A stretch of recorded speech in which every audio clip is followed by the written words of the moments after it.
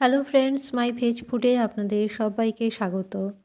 আজকে ফুলকপি রসা রেসিপি আপনাদের সাথে শেয়ার করব সম্পূর্ণ নিরামিষভাবে। ফুলকপির রেসিপি আমার চ্যানেলে অনেক আছে, তবে আজকের রেসিপি একটু অন্যরকম, অন্য স্বাদের। আশা করি আজকের রেসিপি আপনাদের সকলের ভালো লাগবে। ভাত বা রুটি পরোটার সাথে একবার এই ফুলকপির রসা খেয়ে দেখবেন, খেতে কিন্তু দারুণ স্বাদের হয়। চলুন তাহলে দেখা যাক আজকের রেসিপি। ফুলকপি আর দুটো মিডিয়াম সাইজের আলু টুকরো করে কেটে সামান্য হলুদ মেশানো জলে ভাপিয়ে নিয়েছি। ভাপিয়ে নেওয়ার পরে জল থেকে ঝরিয়ে রেখেছি। এবার একটা কড়াইয়ের মধ্যে নিয়ে নিলাম কিছুটা পরিমাণে সাদা তেল। এর মধ্যে হাফ চামচ গোটা জিরে ফোড়ন দিয়ে দিলাম। এবার আগে থেকে ভাপিয়ে রাখা ফুলকপির টুকরোগুলো দিয়ে ভালো করে নেড়েচেড়ে একটু ভেজে নিতে হবে। এখানে বলে রাখি, আমার চ্যানেলের সব রেসিপি সম্পূর্ণ নিরামিষ, পেঁয়াজ রসুন ছাড়া তৈরি করা হয়।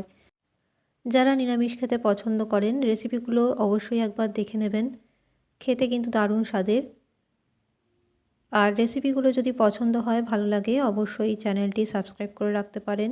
যে কোনো নিরামিষের দিনে রেসিপিগুলো তৈরি করে খেতে পারেন। সাবস্ক্রাইব করে পাশের বেল আইকনটি প্রেস করতে ভুলবেন না, আর অল নোটিফিকেশন অন করে রাখবেন, তাহলে যখনই কোনো রেসিপি আমি আপলোড করব আপনারা সেটা সঙ্গে সঙ্গে দেখতে পাবেন। ফুলকপির টুকরোগুলো দিয়ে সামান্য লবণ দিয়ে দিলাম, একটু নেড়ে চেড়ে এর মধ্যে দিয়ে দিচ্ছি একটা তেজপাতা আর আগে থেকে ভাপিয়ে রাখা আলুর টুকরোগুলো দিয়ে আবার একটু নেড়ে চেড়ে নিতে হবে। আমার চ্যানেলে নতুন বন্ধু হয়ে থাকলে চ্যানেলটি সাবস্ক্রাইব করে রাখবার অনুরোধ রইল। আর পুরনো বন্ধুদের জানাই আমার পাশে থাকার জন্য অসংখ্য অসংখ্য ধন্যবাদ। ফুলকপি আলু একটু ভালো করে নেড়ে চেড়ে এর মধ্যে দিয়ে দিচ্ছি হাফ চামচ হলুদ গুঁড়ো, দিয়ে দেবো স্বাদ অনুযায়ী লবণ। লবণটা আগেও দিয়েছিলাম, সেই অনুপাতেই লবণটা দিতে হবে। আর দিয়ে দিচ্ছি হাফ চামচ লঙ্কার গুঁড়ো আর কাঁচা লঙ্কা চেরা। ঝালের আন্দাজটা আপনাদের স্বাদ অনুযায়ী নেবেন। খুব ভালো করে এবার নেড়ে চেড়ে নিচ্ছি। গ্যাসের ফ্লেম লো টু মিডিয়ামে রেখে আলু আর ফুলকপি এইরকমভাবে হালকা হাতে নেড়ে চেড়ে নিতে হবে। ফুলকপি জলে ভাপানোর সময় খেয়াল রাখতে হবে যে ফুলকপিগুলো যাতে বেশি সেদ্ধ না হয়ে যায়। এগুলো কিন্তু আমি 5 মিনিটের মতো ভাপিয়ে নিয়েছি। জলে সামান্য হলুদ মিশিয়ে ফুলকপির টুকরো আর আলু একসাথে করে এটা 5 মিনিটের মতো ভাপিয়ে নিয়েছিলাম। আলু আর ফুলকপি ভালো মতো কষানো হয়ে গেছে। এর মধ্যে দিয়ে দিচ্ছি প্রায় হাফ কাপ গোবিন্দভোগ চাল। গোবিন্দভোগ চাল আগে থেকে জল দিয়ে ভালো করে ধুয়ে রেখে দিয়েছিলাম। জলটা ঝরিয়ে এর মধ্যে দিয়ে দিলাম। এবার গোবিন্দভোগ চাল দিয়ে একটু ভালো করে নেড়ে চেড়ে নিতে হবে। আর এই সময় গ্যাসের ফ্লেম লো টু মিডিয়ামে আছে। লো টু মিডিয়ামে রেখে আলু, ফুলকপি, গোবিন্দভোগ চাল একসাথে ভালো করে মিক্স করে নিলাম। এর মধ্যে দিয়ে দিচ্ছি হাফ চামচ ভাজা মশলা। ভাজা মশলার রেসিপি আমার চ্যানেলে অলরেডি আপলোড করা আছে, সেখান থেকে দেখে নিতে পারেন। এবার একটা ঢাকা দিয়ে ঢেকে রাখছি প্রায় 1 মিনিটের মতো। 1 মিনিট পর ঢাকাটা সরিয়ে আবারও একটু নেড়ে চেড়ে নেব। দেখুন আলু ফুলকপি কিন্তু খুব ভালো মতো কষানো হয়ে গেছে। এবার এর মধ্যে দিয়ে দেব পরিমাণ মতো জল, যাতে গোবিন্দভোগ চালটাও ভালো মতো সেদ্ধ হয়ে যায়।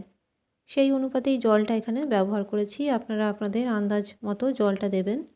জল দিয়ে ভালো করে একটু নেড়ে চেড়ে আবারও একটা ঢাকা দিয়ে ঢেকে রাখবো প্রায় 10 মিনিটের মতো। এই সময় গ্যাসের ফ্লেম মিডিয়ামে করে একটা ঢাকা দিয়ে ঢেকে রাখছি।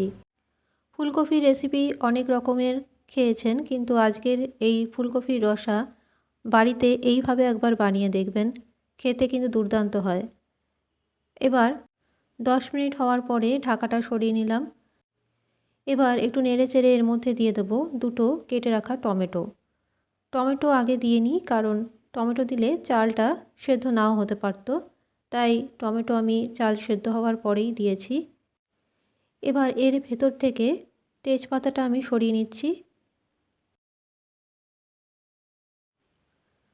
টমেটো দেওয়ার পরে এর মধ্যে দিয়ে দেবো স্বাদ অনুযায়ী চিনি। এখানে 1 বড় চামচ চিনি আমি ব্যবহার করছি। আপনারা আপনাদের স্বাদ অনুযায়ী চিনিটা দেবেন। চিনি দিয়ে আবারও একটু নেড়ে চেড়ে একটা ঢাকা দিয়ে ঢেকে রাখবো প্রায় 2 মিনিটের মতো। ভাত হোক বা রুটি পরোটা যা কিছুর সাথেই এই ফুলকপির রসা একবার ট্রাই করতে পারেন। 2 মিনিট পরে ঢাকা সরিয়ে নিচ্ছি। দেখুন ফুলকপির রসা কিন্তু একবারেই রেডি। তবে সব শেষে এর ওপর থেকে ছড়িয়ে দিতে হবে বেশ কিছুটা ধনেপাতা কুচি। তৈরি হয়ে গেল ফুলকপির রসা। আজকের রেসিপি ফুলকপির রসা কেমন লাগলো আপনাদের কমেন্ট করে অবশ্যই জানাবেন। ভালো লাগলে একটা লাইক করতে ভুলবেন না।